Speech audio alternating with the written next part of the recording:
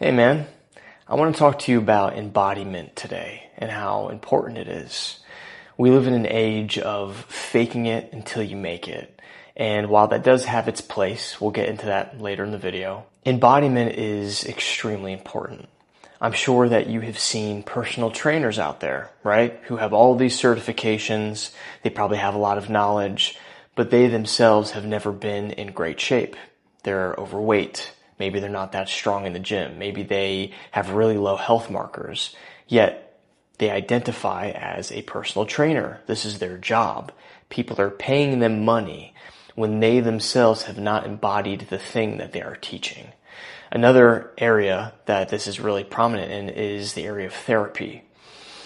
And I am by no means against traditional therapy, but it does have a lot of flaws, and you have to be really intentional when it comes to choosing who you're going to work with when it comes to just like traditional therapy. My personal experiences with therapy have been just that, where after working with certain therapists for a time, they're telling me all this stuff that kind of mentally makes sense, but then on an intuitive level, it's not really hitting. Because the things that they're saying and teaching, they don't actually believe. Because they themselves, their life is in turmoil, maybe they have terrible relationships, maybe they aren't happy, maybe they don't have internal peace, yet they are a therapist. So I want this to be a sobering vehicle for you, because I know a lot of guys who watch this channel, they're very hungry for knowledge, and that's okay.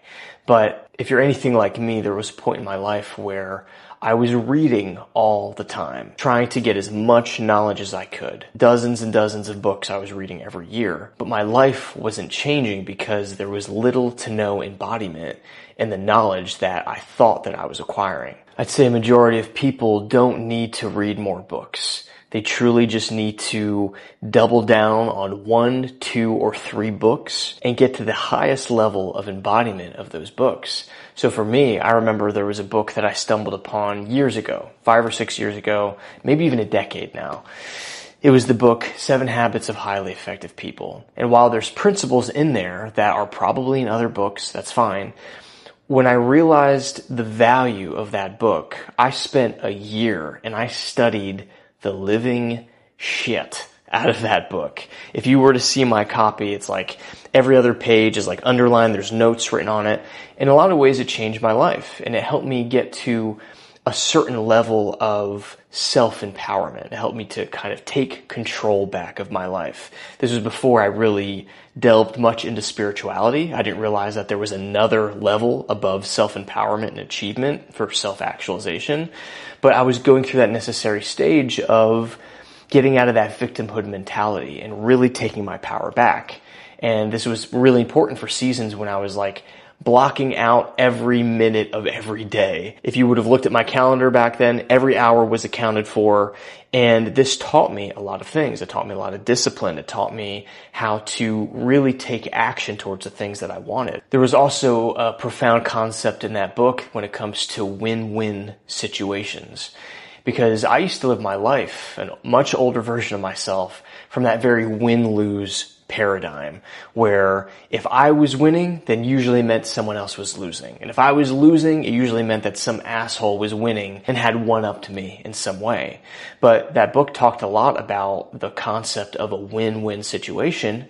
And to this day now, that's how I operate my life. Every action that I take, everything that I do, I'm not trying to be a martyr, but I'm also trying to do what's best for other people simultaneously of what's best for myself. And this is the best way to live. I can say in a lot of ways I've become the embodiment of this with how I make my videos, how I create other opportunities in my life, how I treat my clients. So this would be a good opportunity to examine in what areas of your life are you not truly embodied in the thing that you're doing. And if I called some of you out, like say you're a personal trainer and you're like really in terrible shape, that isn't to judge or to shame you, because there is an element at some point. This is where paradox comes in, okay? I know this gets confusing. A lot of people hate paradox because we love black and white. There is a time and place of faking it until you make it. But make sure that if you're faking it, that there is an element of self-honesty that is also tied to it. So a big example is when I was just doing music full-time primarily, as I was learning how to sing, how to produce music, how to create in that way, there was this time where I knew I had a lot to learn. I knew that my voice wasn't that good yet. I wasn't that great at singing, wasn't that good at production. But I had this feeling within me that I was like this powerful rock star figure that was making a huge impact on the world, even though that wasn't the case. So whenever I would wake up in the morning, I would take the actions that archetype of this impactful rock star, I would take actions that I envisioned him making. And over time, from the sheer volume of showing up every day with that energy, I got really, really good at what I did. So there was like an element of compartmentalized deceiving myself, if you will.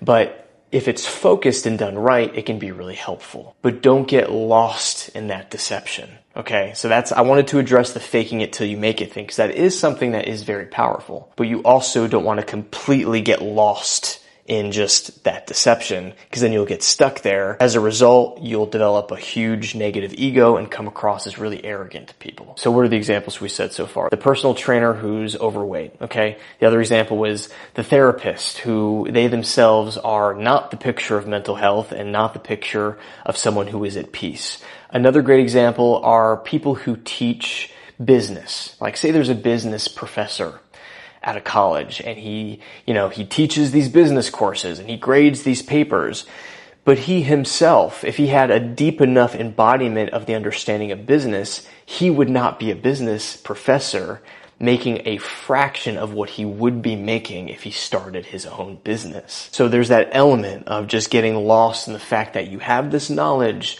you've got all these concepts, but it's like, if you aren't the embodiment of those concepts, then what is the point? When it comes to spiritual work, okay, we're going to get into this for a minute. How do you know you're the embodiment of the spiritual knowledge that you think that you have? A wise teacher once said, you will know them by their fruit. So are you at peace? Are you kind to other people? Have you cultivated the ability to love your own family? I think it was Mother Teresa who has a quote of, if you want to change the world, then go home and love your family. I'm sure there are spiritual teachers out there who come across a certain way. They seem very at peace. They've got these slow movements and way of talking. But if you saw their interactions with, say, their own spouse or their children, they're very absent. They're not very present with their own family. They haven't cultivated that ability to just love their family in the privacy of their own home. And now what's cool about this is as your level of consciousness rises, you have a built-in bullshit detector. And every human being does, but it does get better and stronger as your level of consciousness rises. And in a lot of ways, this is really cool because I've noticed that a lot of the clients that I have and a lot of the clients that I've attracted tend to be higher consciousness people. These are people that if I tried to bullshit, it just wouldn't work. Through my content, through the one-on-one calls that we have together, they can sense that there's an energy of a true desire of a win-win situation, coming from authenticity, coming from love. And this is something that is pretty much impossible to fake long-term. Now, lower consciousness people are actually very easy to manipulate. They are susceptible to scamming, for instance, where someone who's very good at talking, someone who has a lot of enthusiasm and charisma, they can say the right things and wield language in such a way to where people who might be a little bit lower in consciousness are very susceptible by it. Their emotions are stimulated. Their desire for something is stimulated. They're like, oh, this thing that they're selling, I really want it. But then they get it and they realize that there's no substance to it, essentially. So not to go down a rabbit hole, but how do you notice a low consciousness scam or offer? Well, the first thing that they do is they show you flashy things. They show you their car, or they show a beautiful woman, or they show something that just puts you in an energy of desire and maybe even envy. And then they talk about that, how they used to be like you and now they're like this. And even though there's this feeling of desire, like you feel drawn to them, there is this lower vibration that you feel. And so a lot of people who are in the self-improvement space My genuine opinion is that they should not be in the self-improvement space because they themselves are not embodied. Now, if it's just fitness and they're like really jacked and they're not taking PEDs and they really know what they're doing, then that's different. And if on that level you're trying to make progress, then yeah, work with that person. But I want you to be very careful when it comes to any kind of spiritual guru, any kind of sage. Really go deep into your intuition, engage if they're truly the embodiment of the things that they're teaching. This doesn't mean someone has to be perfect, but it does mean that there has to be a certain level of purification that they've done of their ego so they can genuinely come from that authentic place, from the heart. When it comes to therapy, I noticed the best therapists that I had in the past were the ones who were at the very least spiritually aware. Because at the end of the day, no one is going to have a true inner transformation if they completely negate the divinity aspect of reality. That means that there's never been a point in their life where they have gone beyond the mind and have been at a higher state of consciousness to know the truth of the oneness of all things. They're still living in separation. And while they might be like a nice person, I've got a video about being nice, they probably don't have a deeper understanding. So no, I'm not against therapy, but I do suggest that if you're going to go down that route of therapy, that maybe you try a few different therapists. Maybe you ask them certain questions about their personal life if they're willing to answer. Because see, that's the thing.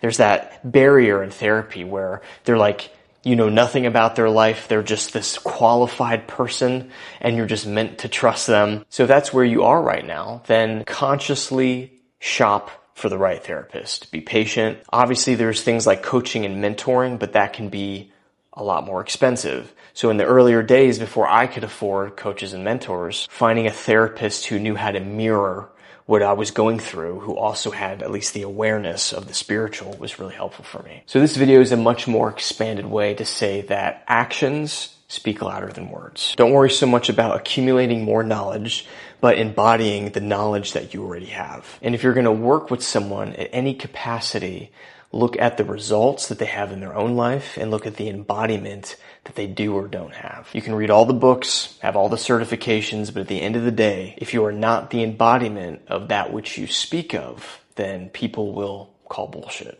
So that's all I got for you. Let me know in the comments if you have any thoughts or questions. One final thing, I do offer coaching and mentoring. If that is something you're interested in, if you're at a season of life where you maybe have external success, but you haven't fully embodied some of those more internal things, if you want help with fitness, if you want help with clarity, mentally, physically, emotionally, and spiritually, then click the link in the description. You can fill out the application and we'll hop on a discovery call. See if we'll be a good fit to work together. You are loved, you matter, and you've barely scratched the surface of what you're capable of. Talk to you soon.